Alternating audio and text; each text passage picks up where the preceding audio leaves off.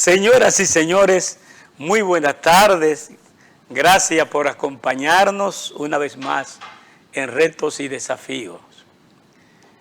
Un espacio donde siempre estamos analizando la realidad nacional e internacional. Como siempre hemos comentado, seguimos un mundo marcado por la incertidumbre. Una incertidumbre, un contexto de incertidumbre, donde las decisiones,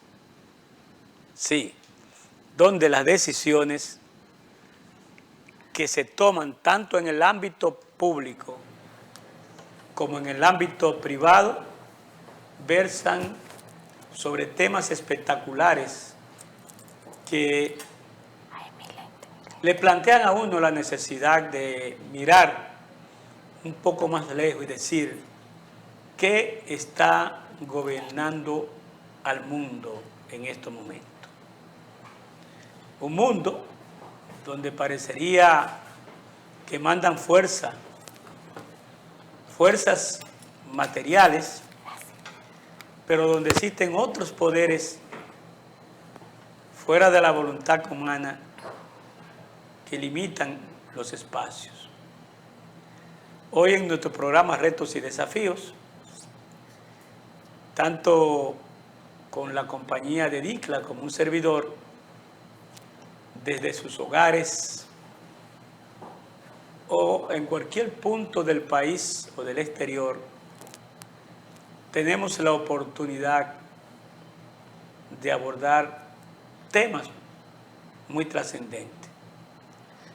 Y para empezar de inmediato, además de darle las salutaciones a Dicla López, vamos a empezar con la regla de oro y también luego veremos otros temas muy puntuales acerca del abordaje de la realidad nacional e internacional. Muy buenas tardes, Dicla. Bueno, muy buenas tardes a todos nuestros amigos y televidentes en su programa Retos y Desafíos con don Nicolás Jiménez. Hoy sí, con don Nicolás. Así que muchas gracias, don Nicolás, por estar con nosotros aquí nuevamente, porque usted se pierde. Y bueno, de una vez vamos a pasar con la regla de oro, como dijo nuestro querido colega don Nicolás, y vamos a hablar acerca del libro de Mateo. En el libro de Mateo, en el capítulo 7, vamos a leer algunos versículos que hablan de un tema que está bastante atinado a lo que nosotros tenemos el día de hoy. Y dice, por eso, hagan todo por los demás lo que les gustaría que hicieran por ustedes. De hecho, en eso se resumen la ley y los profetas. Y dice el 16, los reconocerán por sus frutos. Nunca se recogen uva de los espinos, ni higos de los cardos, ¿verdad? Todo árbol que no da fruto bueno se corta y se echa al fuego. Así que a esos hombres los reconocerán por sus frutos. No todos los que me dicen, Señor, entrarán en el reino de los cielos. Solo entrarán los que hacen la voluntad del Padre que está en los cielos. Ese día muchos me dirán, Señor, Señor, ¿acaso no profetizamos en tu nombre? Y en tu nombre expulsamos demonios y en tu nombre hicimos muchos milagros. Entonces le diré, yo a ustedes nunca los conocí. Aléjense de mí, ustedes que violan la ley. Fíjense que cuando hablamos acerca de este versículo, pues nos vamos a la parte en donde, más importante de todo, muchas personas hacen las cosas a sabiendas que están haciendo daño, que están causando injusticia, que están obrando con maldad.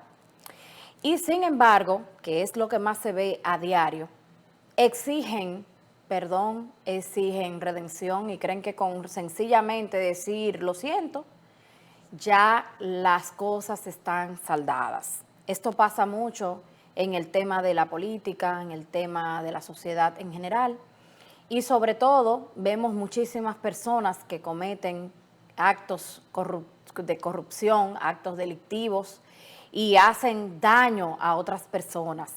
Y hemos visto últimamente, ahora en este 2026, no bien ha pasado el mes, y hemos visto muchos casos en la televisión, en las redes sociales, en la prensa, de personas que andan trabajando, como dice aquí, para el maligno, porque la mayoría de las cosas que hacen son cosas dañinas.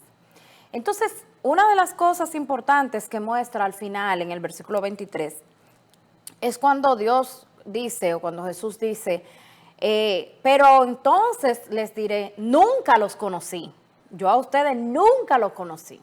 Y ahí es que nosotros entendemos que a veces el simple hecho de nosotros decir, lo siento, de una forma quizá, bueno, yo hice todo lo que hice, pero yo sin arrepentimiento genuino, y que no cambian su proceder, eso implica un desconocimiento total. Fíjense desde dónde viene. Eso viene desde arriba, desde Jehová y Jesucristo, en donde es una forma de decir, apártate, no tengo nada que ver contigo. Entonces, así mismo pasa y debe de pasar en todas las instituciones que vemos, a veces personas que cometen actos de corrupción, actos que afectan muchísimo la sociedad, afectan la economía de los países, de todos, y después sencillamente con pagar una multa creen que ya resolvieron todo y vuelven a delinquir. O sea, que es importante el que se actúe con justicia y desde la lealtad. Perfecto. A propósito, estamos ya cerrando el primer mes del año. ¿Ya? Quedan 11 meses para el cierre de año. Y en el caso de la Universidad Autónoma de Santo Domingo, 5 meses para las elecciones. A la vuelta de la esquina. En torno al país, yo quisiera sintetizarles, sin comentar mucho,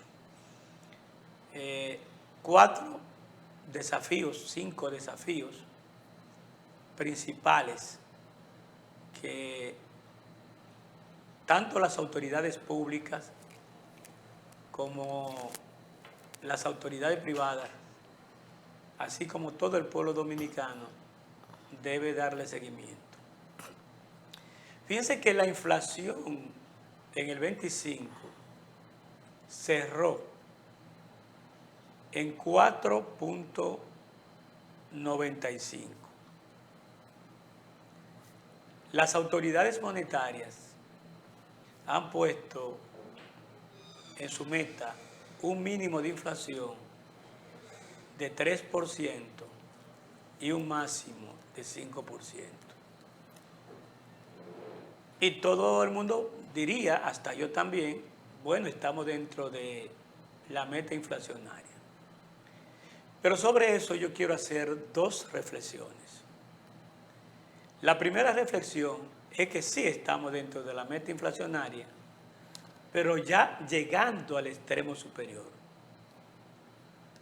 En consecuencia, cerrando el año, llegando al extremo superior, pues tenemos que sentir la preocupación que en el año 2026 vengamos a dimensionar la inflación por encima del 4, la cual esperamos que no sea así.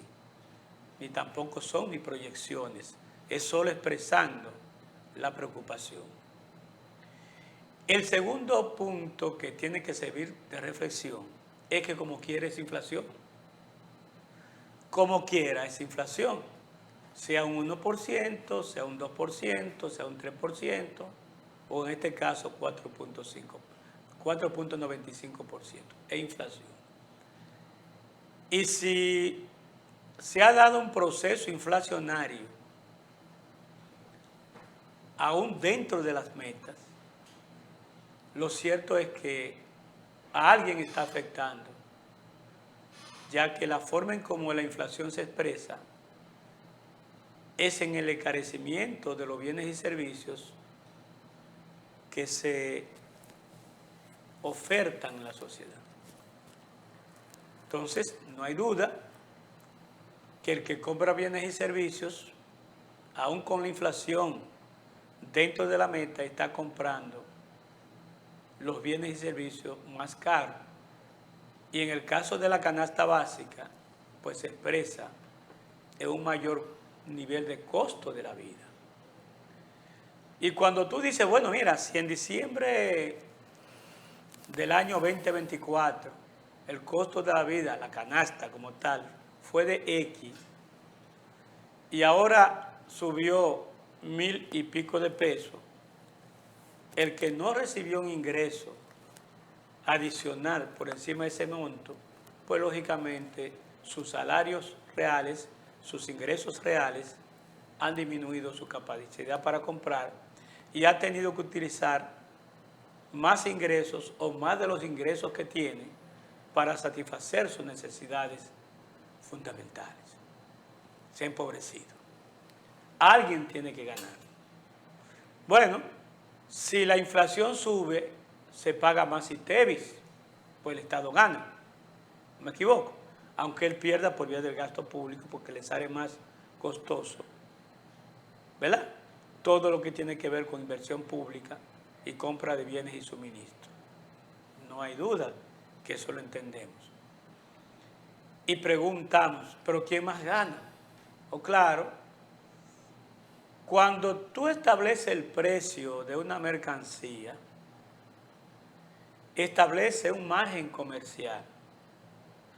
Y ese margen comercial no es un valor absoluto, es un porcentaje de los costos. Y esta inflación, uno de los elementos importantes es que también está un incremento de los costos. Luego, lo que tenemos aquí es que aún con lo que podría ser la misma tasa de ganancia, la masa absoluta del vendedor, del empresario, aumentó. Eso hace entonces que sea un ganador. De modo que son dos reflexiones, porque la inflación no fue cero. La inflación fue más de cero, y más aún llegando a 5%. Pero, si bien en el 26 esperamos tener una tasa de inflación menor, lo ideal es que República Dominicana pueda llegar a un contexto estructural donde la meta inflacionaria sea más baja, 1 a un 2%, por ejemplo. Y en consecuencia, también unido a este elemento, hay que ver que la economía dominicana apenas creció 2.1%. De hecho, admito, porque yo había dicho que iba a cerrar en 2.2%, pero fue 2.1%. Si bien estoy ahí, pero lo que quiero significar es que yo fui muy optimista respecto a cómo cerró la economía, lógicamente nunca comparable con la barbaridad que estimaron previamente los organismos internacionales, el Banco Central y las autoridades fiscales, que estaban hablando inicialmente de un 4 o un 5%. Luego bajaron, tal y pico, y al final, que se habló de 2.5, no. Yo pienso que los modelos internacionales de estimación del crecimiento tienen que ser revisados. En ese sentido también, ese crecimiento de 2.1% fue un crecimiento coyuntural, porque obedeció a un conjunto de factores no asociados al comportamiento de la productividad. Fueron factores como, por ejemplo, el crecimiento de las exportaciones debido, sobre todo, al incremento de los precios de los metales preciosos, en especial el oro, la cual es un incentivo de ingreso, pero también un incentivo estructuralmente negativo porque motiva a los exportadores de lingotes a no industrializar el oro en Dominicana para competir en los mercados internacionales como un país desarrollado, sino que lo que hace es reproducir los elementos del subdesarrollo que tiene la República Dominicana. Y eso hace entonces que como este crecimiento de la economía 2.1 se encuentra con una inflación de 4.95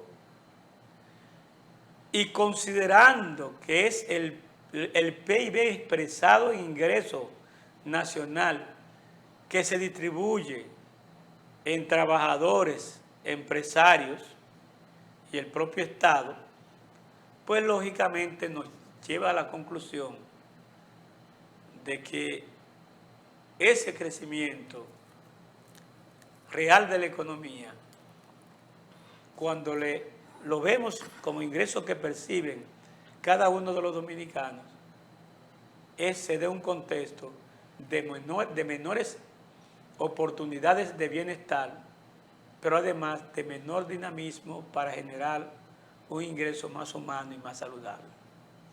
Y ahí convergen elementos estructurales de mucha importancia, en la que la baja productividad marca el paso, así como la libertad de diversificación productiva y el tema de la desigualdad en el país. El tercer punto que yo quiero resaltar de ICLA es el tema de la sostenibilidad fiscal y el manejo responsable de la deuda pública. En un entorno de tasas de interés internacionales todavía relativamente altas y mercados financieros sensibles a los riesgos,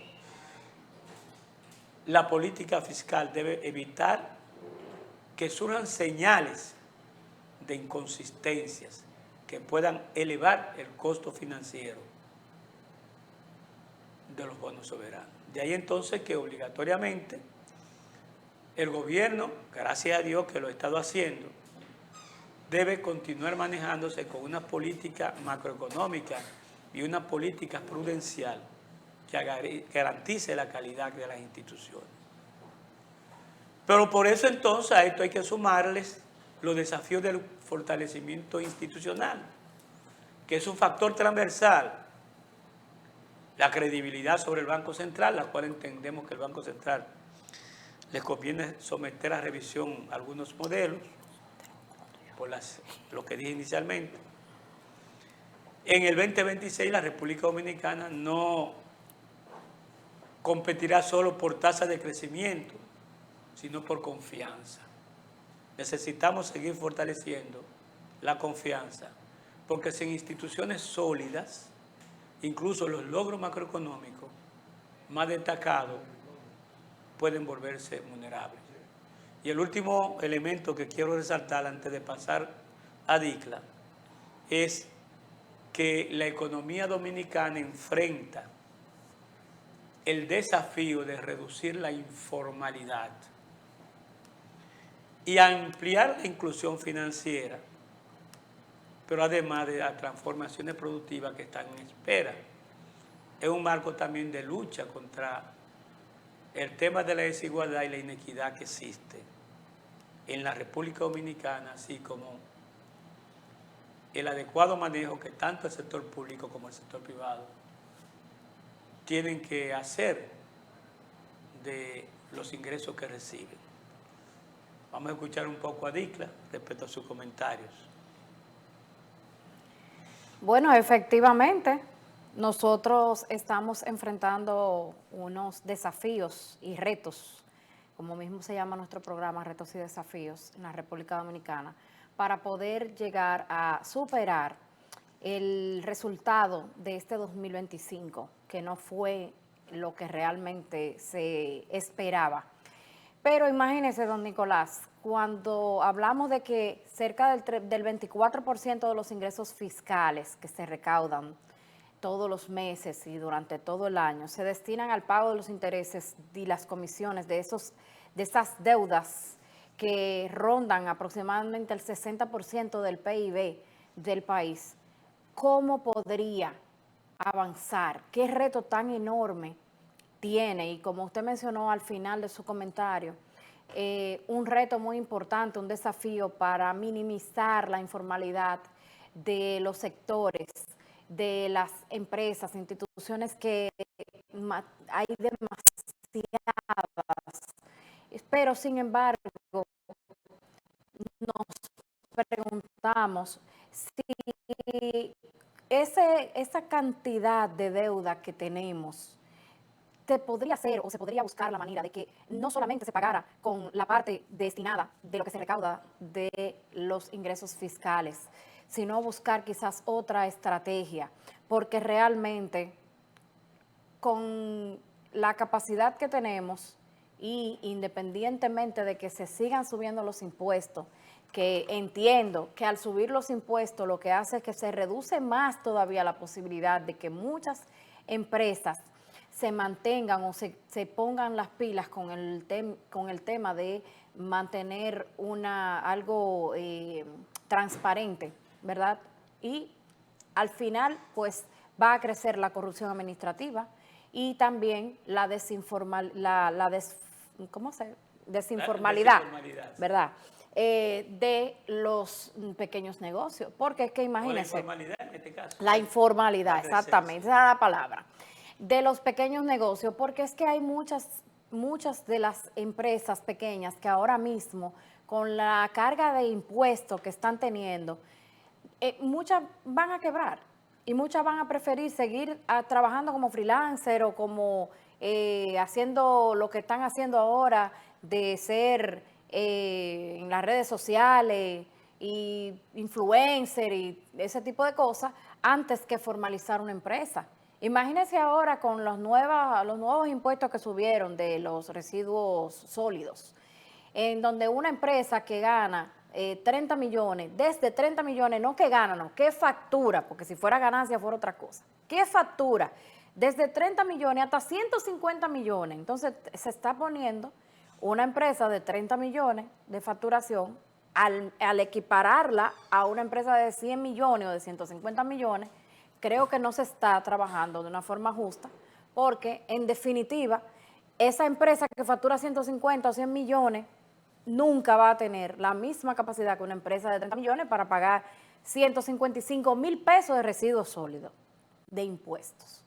Entonces, eso es quizás una herramienta para eliminar un poco o aumentar lo que se paga de las deudas que se tienen en el país, pero al final es un desafío demasiado grande para lo que se quiere lograr con relación a la transparencia de las empresas y de las instituciones, que muchas veces pues tienen que evitar, y no es que lo hacen porque muchas veces quieran, es que a veces tienen que hacerlo, evitar la reportería, pero eso es producto de muchas irregularidades que hay con esta misma situación, con el tema de los impuestos.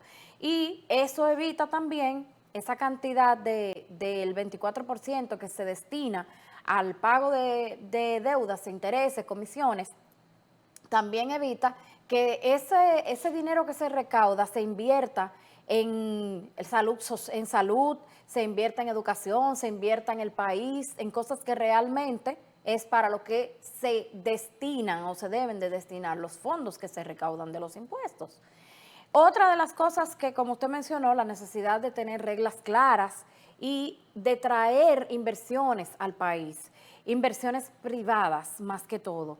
Y para esto es importante el que haya una estabilidad jurídica y política, porque se ha estado perdiendo un poco esta parte. Entonces, para poder dinamizar el crédito y poder traer nuevas inversiones al país, que pues vimos en una parte que es una de las que nos está ayudando, la parte del sector turismo, ¿verdad? Acabamos de ver lo de la feria Fitur y muchas inversiones que entraron a través de esa feria y con la banca privada y con inversiones privadas, pero también pensando en que el crecimiento de República Dominicana en el tema del sector turismo, tanto Banco Mundial como el FMI lo sitúan en un 4.3 a un 4.5 para este 2026. O sea que, aunque es un promedio muy superior al promedio que se estila alrededor de todos nuestros países, nuestra región, ¿verdad? Pero aún así no alcanza, porque señores, nosotros somos un país turístico y una de las principales líneas de ingresos de nuestro país es el turismo. Diferente a lo que pasa con muchas regiones que no tienen la capacidad de tener un ingreso tan fuerte como nosotros lo estamos haciendo con el turismo, pero debiera ser mucho mayor la proyección que tenemos desde el 4.3 al 4.5. Entiendo que pudiera, de acuerdo a lo que nosotros hemos estado viviendo durante estos años, pudiera de verdad ser tener un aumento más sólido, un poquito más, que pudiéramos decir, concha, le vamos a trabajar para llegar a un 6% de crecimiento en el tema de lo que es los ingresos que vienen alrededor del turismo. Y también, a pesar de que la República Dominicana hemos sido resilientes durante el 2025 porque hemos enfrentado muchas cosas, se ha impulsado mucho el sector exportador, la inversión extranjera ha ido creciendo, han habido sectores claves que han aumentado la capacidad, también. Sí, exacto, y la capacidad la capacidad de empleo ha aumentado en ciertos sectores, sí. Pero el equilibrio fiscal ha estado de verdad que trayendo una inestabilidad total a todos los sectores.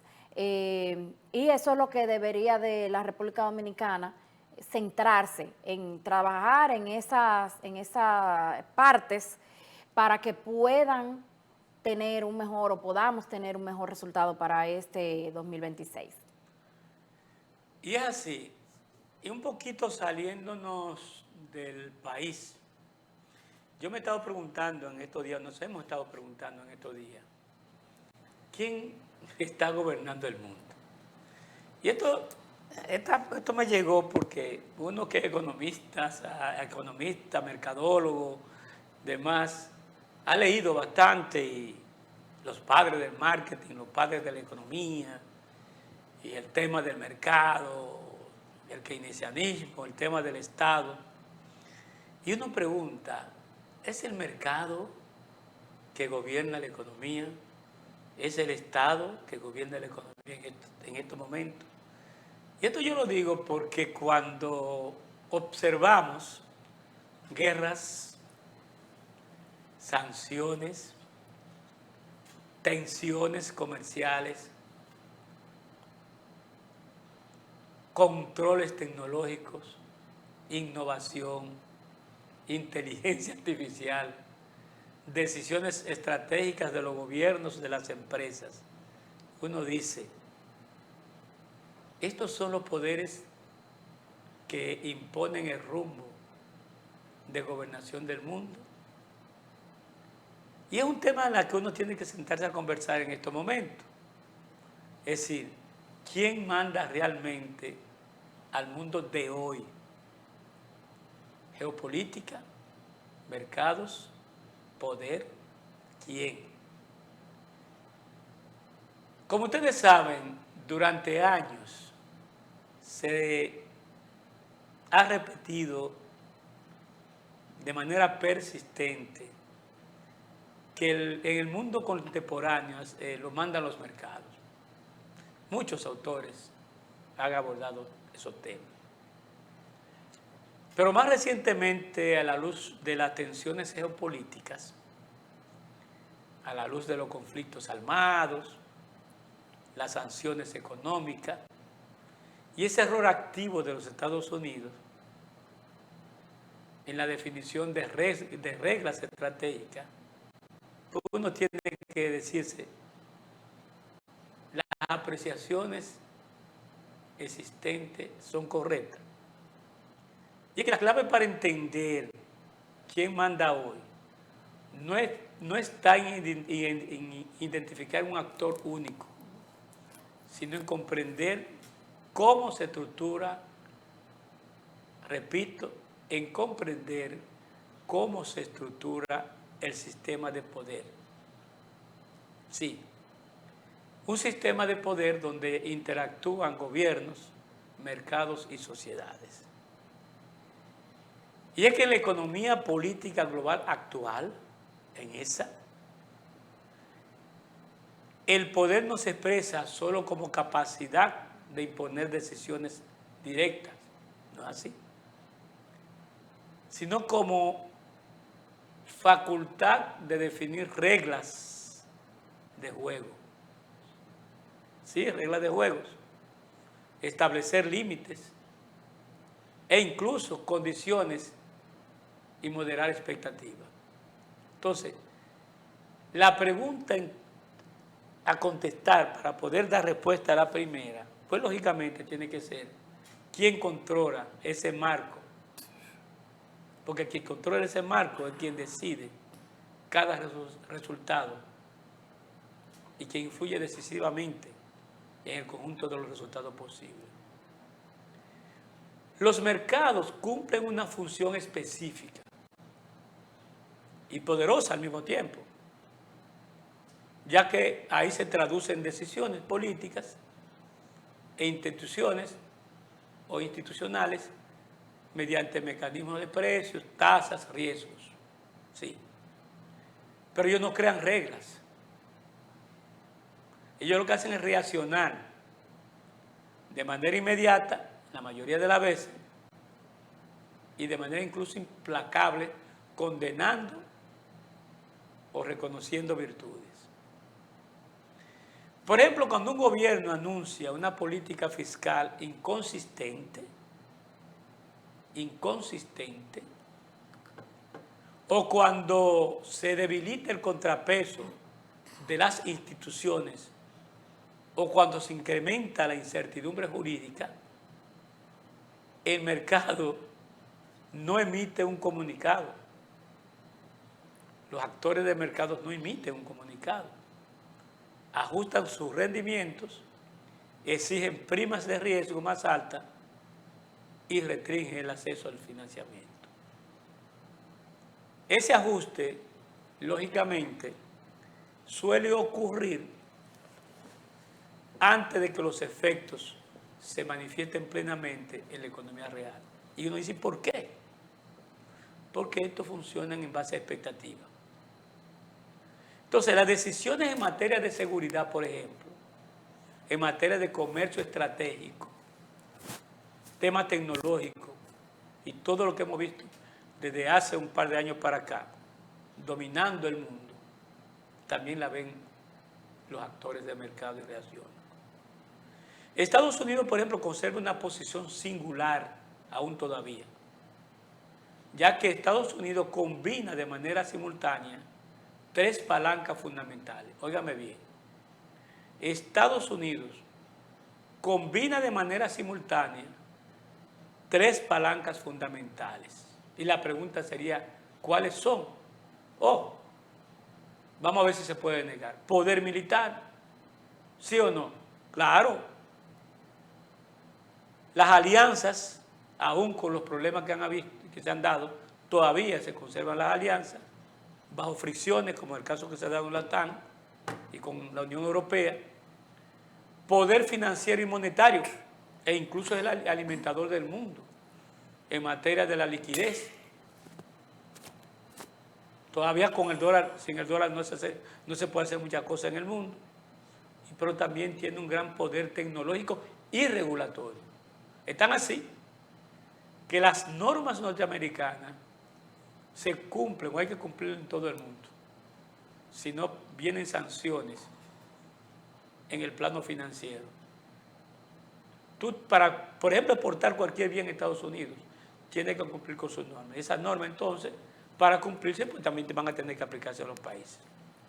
Esa combinación no le permite, así es, necesariamente controlar totalmente el mundo. Pero lo más importante no es que controle el mundo. Le permite configurar ese entorno en la que los demás actores deben operar. Y al ser el configurador de ese entorno, más que lo domina, porque todo el mundo tiene que actuar en función de esos intereses. Por ejemplo, el dominio del dólar como moneda de reserva, la centralidad del mercado, de los mercados del bono del tesoro norteamericano, estadounidense, que todo el mundo quiere tenerlo, y la capacidad propia de Estados Unidos de aplicar sanciones financieras, que tienen un alcance global, no importa quién sea, tienen un alcance global, no importa China, tienen un alcance global. Eso hace que Estados Unidos tenga una influencia trascendente, no solo en su territorio, sino fuera de su propio territorio. Y lógicamente, a esto se suma todo lo que tiene que ver con las tecnologías críticas, la cadena de valor estratégica, pero también fíjense cómo Estados Unidos está corriendo detrás de la tierra rara, por decir una cosa. De modo que en este contexto, antes de yo seguir avanzando, tengo bastantes cosas en mi mente que decir, pero para dejarle espacio también a Dicla, en ese contexto, muchas decisiones que parecen geopolíticas, señores, sí, señores, terminan siendo internalizadas ahí, en los mercados locales, expresándose en los propios mecanismos y en el propio comportamiento de los gobiernos respecto a sus vínculos internacionales, siendo incluso condicionados por quien establece ese marco de reglas. Por eso yo digo que la geopolítica define el perímetro, los mercados, los cuales son imperfectos, asignan costos dentro de ese perímetro y los agentes dominantes salen en este caso, dominando los resultados de la creación de riqueza. Quiero ahí pararme para darle espacio a Dicla para yo seguir entonces comentando en esta misma línea de lo que estamos presentando hoy. Sí, realmente hoy nos preguntamos, ya tenemos varios programas justamente hablando acerca de quién está gobernando el mundo, quién está liderando, ¿verdad? Porque en definitiva el poder geopolítico ahora mismo no lo tiene ninguna nación específica, está de una forma fragmentado en diferentes naciones, diferentes potencias mundiales. Y una de ellas es Estados Unidos, con su influencia tecnológica, militar y financiera. Antes, la influencia militar era prácticamente la número 1 a nivel mundial. O sea, el que tenía mejor equipamiento militar, ese era el que estaba liderando. Sin embargo, ahora mismo no es así. Ya lamentablemente el poder geopolítico no se mide en temas de militancia o de capacidad militar. Ahora mismo, por ejemplo, China, que es el principal rival de los Estados Unidos, lidera la parte de la IA, sobre todo la inteligencia artificial, es quien está liderando también la tecnología 5G, que es una de las cosas que Estados Unidos pues quiere tratar de conseguir ese liderazgo y han estado luchando por eso, pero China sigue a la vanguardia con esa parte. En la Unión Europea, en el tema de la diplomacia, las normas de comercio y la regulación, sabemos que ellos son los que lideran en esa parte, y hay bloques emergentes también que buscan su propia economía y que buscan tener una independencia o una autonomía geopolítica. Y eso hace que también hayan esa desunificación, que ahora mismo este poder de quién es que está liderando, no hay una sola nación que podamos decir, no, es fulano que está liderando. Hay una globalización y están segmentadas. Es básicamente una de las cosas que más lidera esta geopolítica, es la tecnología. Ahora mismo nosotros no podemos decir que algo diferente a esta parte, porque con el tema de la inteligencia artificial ya de verdad que lo que vemos actualmente es que domina hasta la información, toda la información y desinformación. ¿Por qué? Porque con inteligencia artificial se pueden dar muy buenas informaciones, se pueden hacer todo un mundo, pero también se puede hacer un mundo de mentiras. y se pueden hacer tantas cosas que habría que tener una lupa para distinguir si es verdad o mentira. O sea que ahora mismo se puede lanzar un rumor sobre una de estas potencias, algún presidente, alguna personalidad clave, y todo el mundo lo va a creer, porque lamentablemente la inteligencia artificial está liderando esa parte. Y el que logre dominar al 100% esta parte de la inteligencia artificial va a llevar mucha delantera, y por ahí es que se está metiendo China.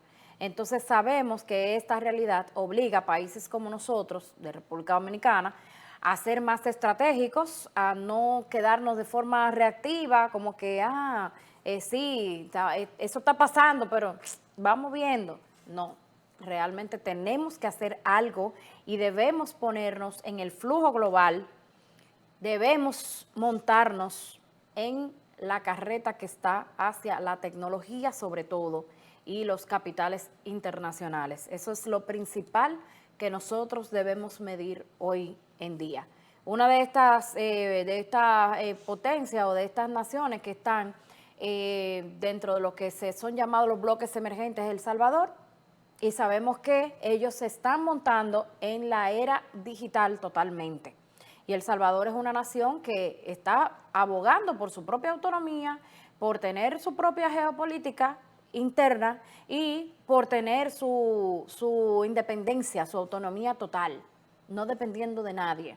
Y una de las cosas que han hecho para eso es hacer acuerdos internacionales con potencias de inteligencia artificial para que se le eduque a los niños desde kinder, se les eduque en temas de esto, temas que son de tecnología y de inteligencia artificial. Ahora, por ley, se va a dar como materia la inteligencia artificial en los colegios y en las escuelas en El Salvador. O sea que realmente ellos están a la vanguardia. Nosotros, que somos una nación poderosa en el sentido de que tenemos toda la capacidad para nosotros también montarnos, tenemos que ser mucho más estratégicos de lo que hemos sido hasta hoy. Perfecto. Pero sobre todo la esencia de lo que estamos planteando nosotros es quién establece las reglas mundiales o quiénes establecen las reglas mundiales. Un país puede avanzar de manera extraordinaria en cualquier elemento clave del mundo, pero si no establece las reglas en esos elementos claves, no está gobernando, porque lo ponen a gobernar. Eso es importantísimo entenderlo. Claro está que con el empuje de China, podemos decir también que la gobernanza mundial está también en el largo plazo en un proceso de transición. Pero, por ejemplo, América Latina no fija reglas, pero paga el costo de las reglas. Muchos países no fijan reglas, pero pagan el costo. Y esto así porque hay un reordenamiento en el mundo. Hay un ordenamiento. Y en ese espacio, América Latina y el Caribe están en una posición bien incómoda, muy incómoda. Fíjate que están así que han perdido independencia de decisiones internacionales. Si negocias con fulano, con tal país, te sancionan. Es una posición incómoda para un gobierno nacionalista o no, ¿verdad? Para un presidente que tenga cierto respeto constitucional, no hay duda, ¿verdad? Entonces, para América Latina hay una situación incómoda.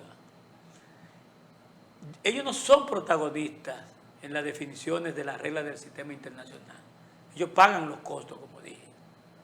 Y el tema de las decisiones estratégicas hoy está influenciada por la geopolítica, la finanza, la tecnología, donde su elemento, su clímax, ¿verdad?, su espiral más grande son las transformaciones que están provocándose a través de la inteligencia artificial.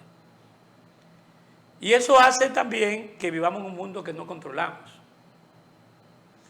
Porque a diferencia de las grandes potencias, a América Latina no controla la moneda de reserva. Dígame qué país de América Latina la moneda de reserva es su propia moneda. No la hay. Sigue dependiendo de quién, Dicla, de Estados Unidos. Algunos han acudido a la dolarización, pero al final dependen de una moneda que no es de hecho. Exacto. Y se profundiza más porque ya una cosa es tener reserva y otra cosa es que su moneda no circula en su país. Y como vivimos en un mundo de incertidumbre, donde la tendencia general del dólar en el largo plazo es a disminuir su participación relativa en el comercio, la finanza y las reservas en el muy largo plazo, no es que ahora, no es que va a ocurrir ahora en el doblar de la esquina, no es que es inminente. Pero cuando tú dolarizas, puede tener algunos beneficios, pero quién sabe lo que te puede pasar en el largo plazo. Y en ese sentido, hay que ver también los márgenes de maniobra que tienen estos países, en términos relativos. Bastante reducido, no lo hay duda. Ahora, algo sí entendemos, que la región nuestra está profundamente integrada a los mercados internacionales, solo que en los mercados internacionales interpretan las reglas. ¿Y quién establece las reglas? Óigame bien. De nuevo el mismo tema. No es quien establece las reglas. Es más, si mañana, por ejemplo, un país tiene dominio sobre lo que oferta en determinado mercado una empresa estadounidense y eso va impactando en el potencial de crecimiento de las exportaciones de Estados Unidos, impactando su comportamiento económico en la entrada de ganancias desde el exterior, eso se va siguiendo y le van dando estudios para después reaccionar. ¿Qué es lo que estamos viendo hoy también? En esencia, la guerra comercial también tiene que ver. No es un tema político en esta parte de la guerra comercial, es un tema geoeconómico. Ya estamos utilizando la geopolítica para poder impactar en el plano militar, en el plano de la diplomacia, entre otros. En ese sentido, emerge una distinción clave. No todos los países latinoamericanos enfrentan un entorno global con la misma vulnerabilidad. Cada país, por su estructura y su vínculo internacional, tiene vulnerabilidades distintas. Y eso hace entonces también que se vaya a crear una condición de la posibilidad de un acuerdo regional limitado a nivel de economía y respuesta a la tendencia global. Ahora, vemos también cuando visitamos nuestros países que existen situaciones particulares de cada país, incluso temas comunes son están en X país en mejores condiciones que en otros. Por ejemplo, el tema de la debilidad institucional. La debilidad institucional es un tema común en toda nuestra región. Pero en unos países es más fuerte, ¿verdad? En otros países es más débil. Y eso hace entonces que como se fijan reglas a través de las instituciones, sean locales, regionales o multilaterales, dicho sea de paso, las reglas multilaterales en este tema de transición de quién gobierna el mundo han perdido espacio. Y cuando uno pregunta, ¿pero por qué han perdido espacio?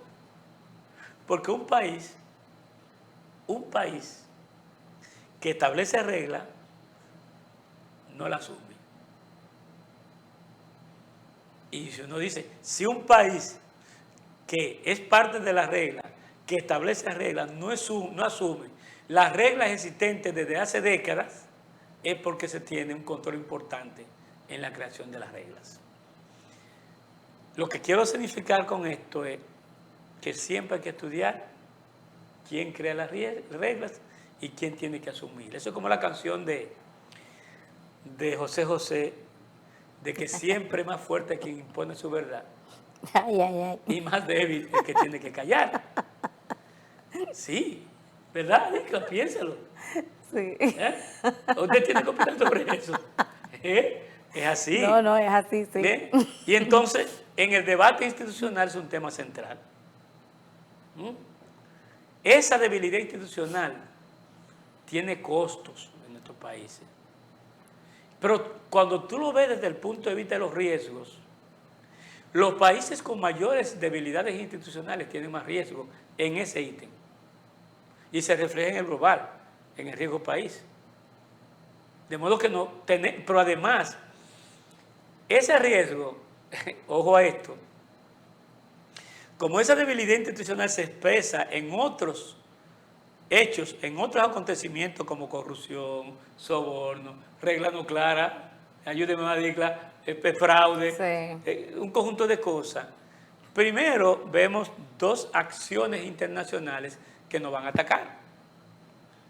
Una, los inversionistas no van a querer venir donde no tengan seguridad de que su ganancia es limpia. Exacto. Que van a tener que pagar parte de eso para poder incursionar en el mercado. Pero otra, los gobiernos que consideran que esa debilidad institucional que se traduce en precios no transparentes en el comercio internacional, que se traduce en que sus propios inversionistas son sacrificados, que se traduce, por ejemplo, como el caso del lavado de activos, en que muchas empresas conquistan recursos financieros para producir, comercializar, sin costo alguno, porque no tienen que acudir a un banco ni a un mercado financiero, entonces también vamos a tener la presencia de uno que, aunque también tenga situaciones parecidas o más profundas, oigan esto, o más profunda en su propia economía, pero como establece la regla, va a imponer sus reglas. Pero fíjense una cosa, y lamentablemente el tiempo se nos está con tantos temas que tenemos, pero bueno, seguimos en otro programa, ¿verdad, Adicla? Sí, seguirá usted, porque acuérdese sí, que ya yo no vengo. Sí. Tengo unos cuantos días yo solo entonces. Entonces, ¿qué pasa?